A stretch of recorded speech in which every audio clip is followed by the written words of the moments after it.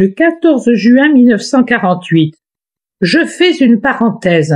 Interrompue par un plus grand accès de faiblesse, je m'étais abandonné sur mes oreillers et le Seigneur m'avait laissé me reposer.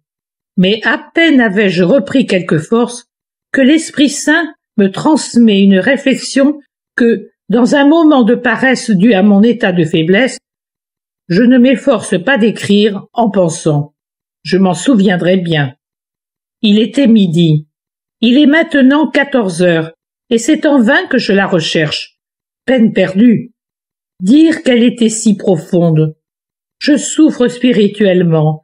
Je m'agite dans une recherche inutile de ce que, par ma faute, j'ai perdu. Pour la première fois, j'entends de la sévérité dans la voix de l'Esprit Saint qui me dit « Tu deviens paresseuse depuis quelque temps. Quand tu devais t'interrompre par charité ou parce que tu étais dérangée par quelqu'un d'autre, nous venions à ton secours. Mais lorsque tu perds une perle à cause de ta paresse, nous ne venons pas à ton secours. Reste avec ta peine et ne cherche pas.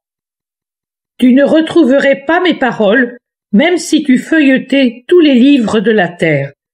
Que cette souffrance soit ta punition.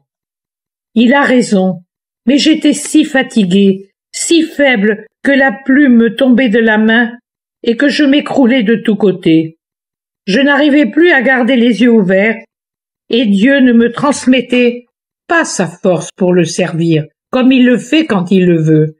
Et pourtant, j'aurais dû écrire comme et où je le pouvais, quitte à le recopier par la suite. Maintenant, c'est trop tard, et il n'y a pas de remède. S'il reste une lacune ici, c'est de ma faute. C'est vrai. Je vais si mal, désormais, que j'en suis devenue paresseuse. Jusqu'à ce jour, Dieu a compati. Aujourd'hui, il punit. Patience. Toute faute mérite son juste châtiment. Le 2 mars 1949. Cette année, je vais te faire un parallèle entre ma passion et la tienne. Ainsi tu contempleras encore la passion de ton Seigneur. Tu seras éclairé pour supporter la tienne avec justice et aussi réconforté. Le 30 mars 1949, à 15h20.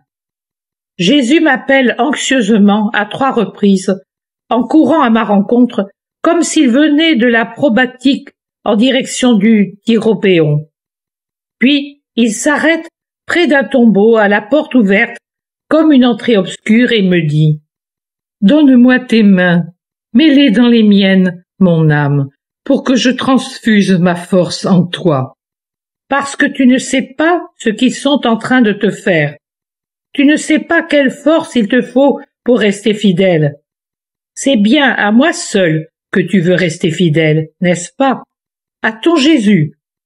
Voilà pourquoi je viens, et je t'aide ainsi. » Toute pâle devant cette contemplation, je demande « Pourquoi cette lumière de crépuscule? On y voit à peine. La nuit tombe-t-elle pour moi et pour l'œuvre? C'est en effet tout juste si je distingue Jésus vêtu de blanc, tant tout n'est que pénombre. » Il dit alors « Le crépuscule n'arrive pas seulement à la tombée de la nuit. Il peut aussi signifier le début de l'aurore. Puis il reste là et devient étincelant lorsque Dondati vient donner la bénédiction pascale des maisons. Puis il redevient comme avant, affligé, là, debout dans la lumière non lumineuse de ce crépuscule verdâtre, comme une sentinelle auprès du tombeau béant. J'ai reçu plus tard l'explication de cette vision dans le parallèle sur les 2 passions, mais ce sont des pages secrètes.